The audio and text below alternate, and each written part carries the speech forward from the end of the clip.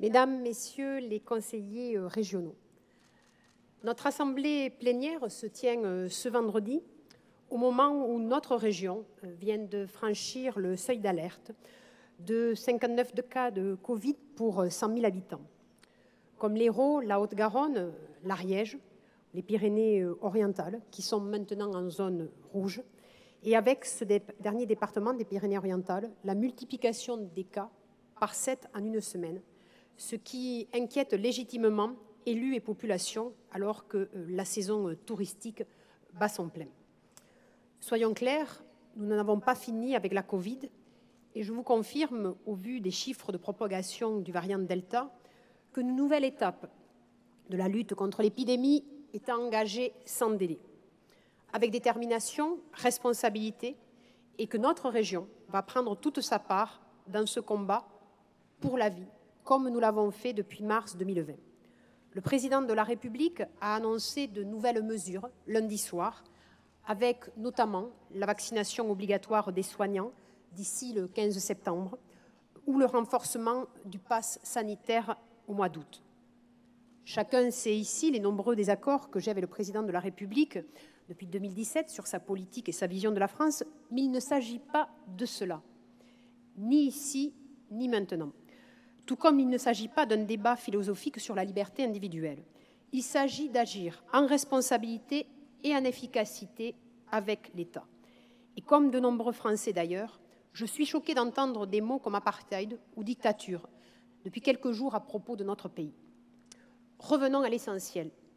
On parle ici de vie humaine. On parle d'une épidémie qui a déjà fait plus de 4 millions de morts dans le monde, dont plus de 111 000 en France et plus de 4 600 dans notre région. Une épidémie qui tue chaque jour, qui menace les plus fragiles d'entre nous, notamment nos aînés, mais avec ces derniers jours une propagation importante chez les jeunes. Une épidémie qui met en péril nos sociétés et leur difficile équilibre économique et social. Il n'y a donc pas de place pour la polémique politicienne. Oui, nous sommes une société et ce qui fonde une communauté humaine, et singulièrement dans notre République, c'est ce principe qui fait que l'intérêt général est tout sauf la somme des intérêts particuliers. Et l'intérêt général, aujourd'hui, commande de se faire vacciner. En Occitanie, ce sont plus de 5,4 millions d'injections déjà réalisées. Près d'un adulte sur 2 est aujourd'hui complètement vacciné avec les 2 doses, mais il faut encore accélérer. L'intérêt général, c'est que chaque soignant de ce pays soit vacciné pour ne pas mettre en danger et sa vie et la vie de ses patients. L'intérêt général, c'est faire en sorte que dans une petite entreprise, une grande entreprise, un commerce, un restaurant, il n'y ait pas la moitié des salariés vaccinés et l'autre non. Je pourrais ainsi multiplier les exemples au quotidien pour démontrer toute la pertinence de la vaccination. Au fond, l'intérêt général, c'est d'abord de penser aux autres. Avant de penser à soi, c'est préférer le pragmatisme au dogmatisme. Je suis du parti de la vaccination, car le vaccin garantit à 95% d'éviter les formes graves du Covid. Je suis du parti de la vaccination, car ce pays, c'est celui de Pasteur, c'est celui de la confiance en la recherche scientifique et de la foi dans le progrès. Je le réaffirme donc, la région continuera à tout faire pour protéger les habitants d'Occitanie. Ainsi, nous renforçons, depuis le début de cette semaine, notre dispositif de vaccination mobile Proxy-Vaccin dans les secteurs ruraux pour permettre aux personnes isolées d'avoir accès à la vaccination avec un deuxième camion que nous allons donc mettre en complément par la région. Ce sont déjà près de 12 000 personnes qui en ont déjà bénéficié. Et de plus, avec la Croix-Rouge, avec l'Agence régionale de santé, la Fédération de l'hôtellerie de plein air, nous allons déployer des centres de vaccination mobiles dans les campings. Afin de préparer ces semaines à venir, Vincent Boune, vice-président en charge de la santé, est en lien étroit avec l'Agence régionale bien sûr de santé, et Kamel Chibli, vice-président à l'éducation, portera pendant l'été, aux côtés du rectorat, la préparation des campagnes de vaccination dans les lycées. Tout comme nous allons déployer des opérations d'incitation à la vaccination auprès de nos agents des lycées, en lien avec la médecine de prévention et également les organisations syndicales. Enfin, j'ai proposé à l'Agence régionale de santé de participer à une campagne d'information de proximité, notamment dans nos maisons de région, mais également dans les transports en commun gérés par notre collectivité. Protéger, c'est aussi anticiper. Et j'ai proposé durant ma campagne un projet clair, précis sur la santé, avec notamment le recrutement de 200 médecins et infirmiers salariés afin de lutter contre les déserts médicaux. Et cet engagement, il est tenu sans attendre. Nous votons aujourd'hui la préfiguration d'un groupement d'intérêt public qui sera mis en place 2022, qui sera la première pierre de ce service public, mais qui nous permettra surtout de pouvoir être opérationnels dès cet automne. La première étape donc, sera consacrée au lancement d'un appel en candidature dès la rentrée auprès des collectivités déficitaires en médecins. Ainsi, nous identifierons les collectivités prêtes à accueillir sur leur territoire un centre de santé géré par le GIP et donc des médecins et des infirmiers rémunérés par cette structure. En parallèle et en vue de la création du GIP, des concertations seront menées avec bien sûr l'Agence régionale de santé, l'assurance maladie, les départements, les collectivités locales, les représentants des professionnels de santé, l'APEC, les pôles santé des universités, la fabrique des centres de santé ainsi que les 14 groupements hospitaliers de territoire dans l'objectif de développer l'exercice ville-hôpital. Grâce à cette synergie publique-privée, l'objectif est de déployer un réseau de centres de santé pertinents en lien avec les besoins des territoires afin qu'aucun habitant d'Occitanie ne soit à plus de 15 minutes d'un professionnel de santé. Vous le voyez, c'est du concret. C'est la même méthode qui prévaut aussi concernant la partie de notre projet consacrée à la sécurité du quotidien. Et là aussi, l'engagement sera tenu, car pour moi, la sécurité est un droit fondamental. Je rappelle donc que depuis 2016, notre action elle est constante sur ce sujet, avec 65 millions d'euros investis, ce qui a permis l'équipement de 90% des lycées en clôture périphérique, 80% des lycées d'un système de vidéoprotection des entrées principales et des services, et 77% exactement des places de train LIO sont couvertes par la vidéoprotection. Je propose aujourd'hui d'aller plus loin et dès le mois de septembre, la région accompagnera les communes et les intercommunalités dans leurs actions de prévention des violences et de la tranquillité publique. Et l'objectif est de mener un projet partenarial avec les élus locaux, l'État, la population, ainsi que l'ensemble des acteurs du territoire, en particulier la communauté éducative et le tissu associatif local.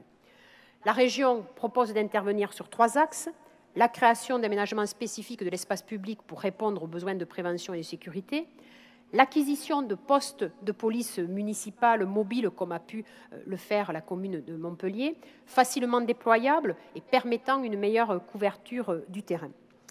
La rénovation et ou la création de locaux de police municipale ou intercommunale, ainsi que l'implantation de nouvelles unités en proximité des populations confrontées à l'insécurité du quotidien, donnant ainsi de meilleures conditions de travail aux policiers municipaux. Je souhaite également que nous intervenions dans la formation continue des agents de police municipale et intercommunale.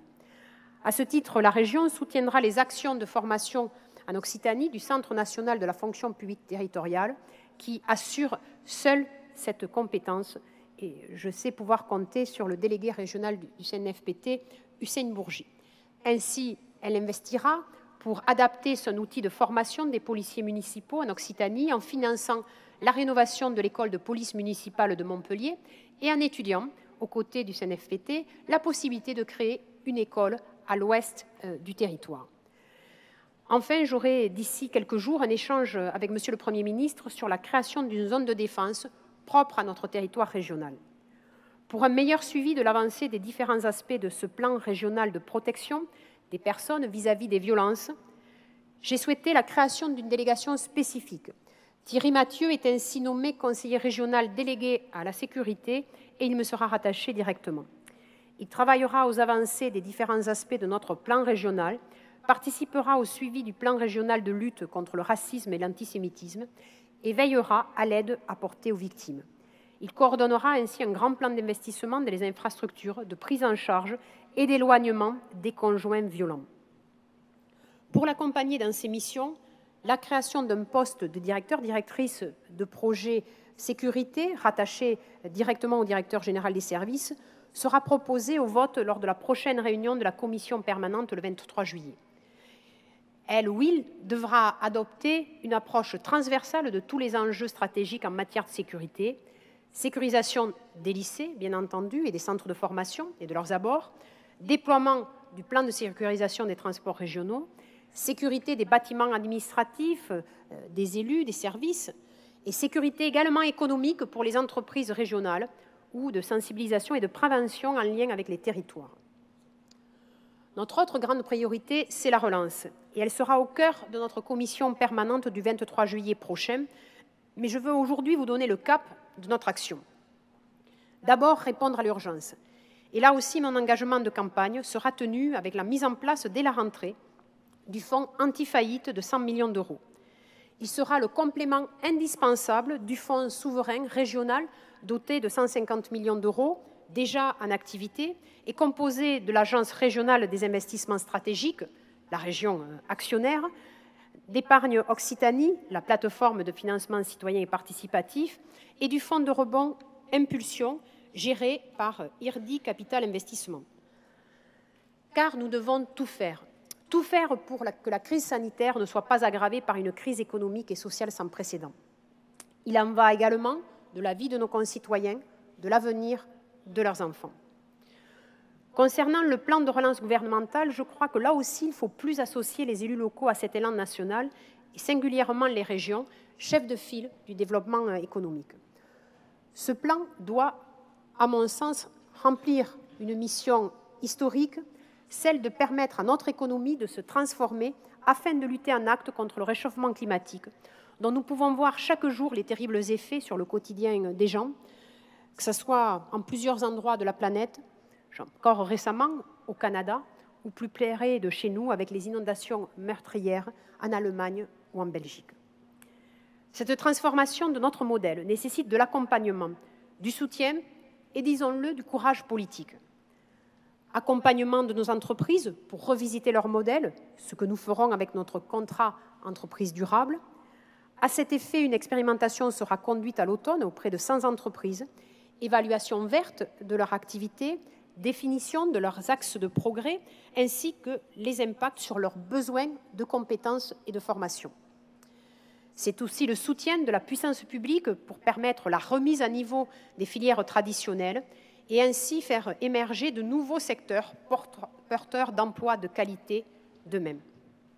Je pense ici en Occitanie au domaine de la santé, des biomédicaments, des énergies renouvelables, bien sûr, comme l'hydrogène, de l'éco-construction ou des mobilités du futur. Je dis emploi de qualité car nous ne pouvons pas offrir comme horizon à notre jeunesse que des métiers ubérisés, où derrière le beau mot d'entrepreneur se cache en fait une précarité brutale et dévastatrice.